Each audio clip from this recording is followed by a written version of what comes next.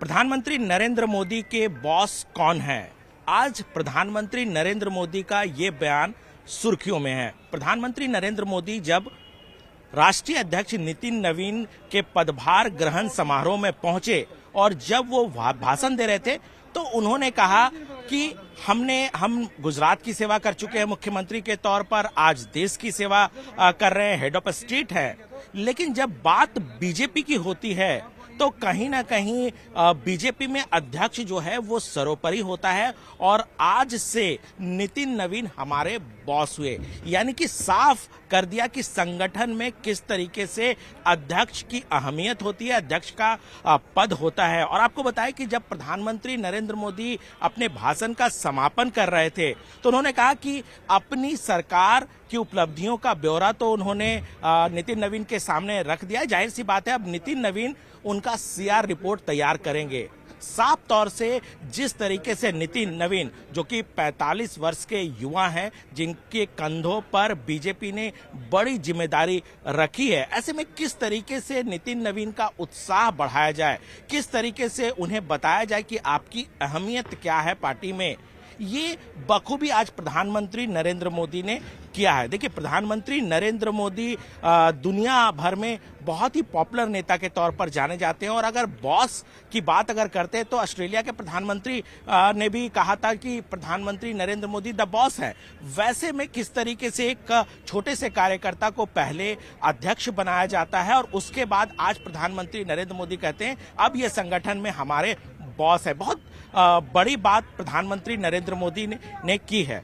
नितिन नवीन चूंकि अब बीजेपी के राष्ट्रीय अध्यक्ष बन गए हैं, कार्यभार उन्होंने संभाल लिया है, कल से कह सकते हैं कि वो लगातार संगठन को कैसे मजबूत किया जाए इसकी कवायद शुरू कर देंगे। अभी हमारे साथ बहुत सारे कार्यकर्ता जो इस समारोह में आए थे, शिरकत करने आए थे, कुछ लोग उनके ही क्षेत्र के हैं। सबसे पहले युवा नेता हमारे साथ मौजूद है। ये बताइए कि जिस तरीके से नितिन नवीन को पार्टी ने अध्यक्ष बनाया है, क्या कहेंगे? देखिए, आज से नवीन युग का शुभारंभ हुआ है और ये प्रधानमंत्री जी का जो विजन है कि 1 लाख युवाओं को सक्रिय राजनीति में लाना है, कहीं ना कहीं एक लकीर उन्होंने खींची और विकसित भारत 2047 का उन्होंने मैसेज दिया है कि युवाओं के ऊपर ही देश की पूरी जिम्मेदारी रहेगी, नेतृत्व रहेगा। इससे पहले आपने देखा बिहार में जब चुनाव हुआ तो मैथिली ठाकुर को टिकट दिया गया बीजेपी की तरफ से और उनको भी शीर्ष नेतृत्व ने काफी अच्छी पोजीशन पर वो लेकर गए। प्रधानमंत्री जी शुरुआत से कहते हैं ज्ञान का मतलब है गरीब, युवा, अन्नदाता और नारी। तो ये जो ज्ञान है और आज जैसे उन्होंने बोला कि मेरे जो बॉस है वो नितिन नवीन है, नो डाउट इससे युवाओं को काफी ऊर्जा मिली हुई है। आप देख सकते हैं कि किस तरीके से युवा चेहरा है और किस तरह से उत्साहित है, किस तरीके से जिस तरह से नितिन नवीन को राष्ट्रीय अध्यक्ष बनाया गया उससे एक युवा को लग रहा है कि बीजेपी में उनका भविष्य बहुत अच्छा है। कुछ लोग हैं जो उनके क्षेत्र से आते हैं, इनसे जानते हैं। ये बताइए कि जिस तरह की जिम्मेवारी नितिन नवीन को दी गई है, क्या कहेंगे?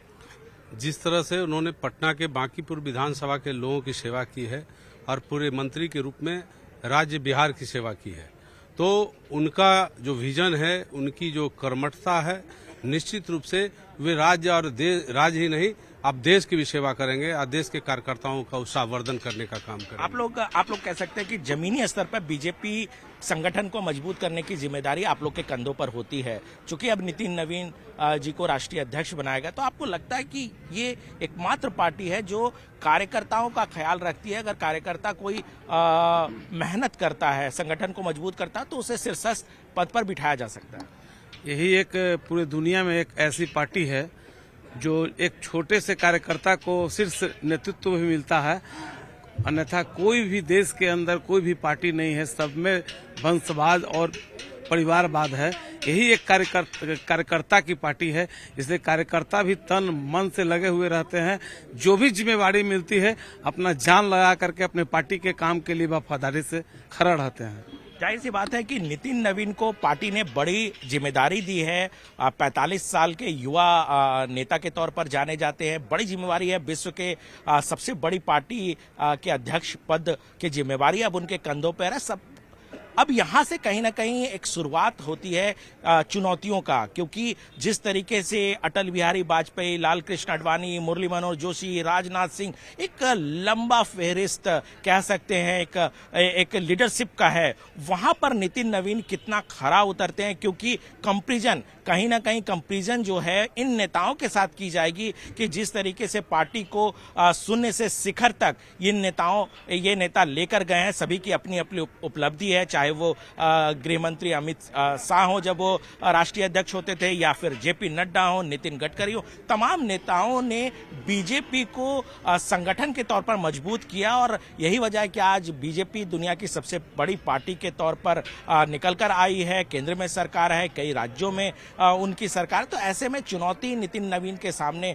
बहुत है, लेकिन देखना होगा कि इस चुनौती के सामने किस तरीके से नितिन नवीन इस परीक्षा को पास करते हैं। कैमरामैन सोनू मंडल के साथ अनूप गुप्ता, न्यूज 18 नेटवर्क, दिल्ली।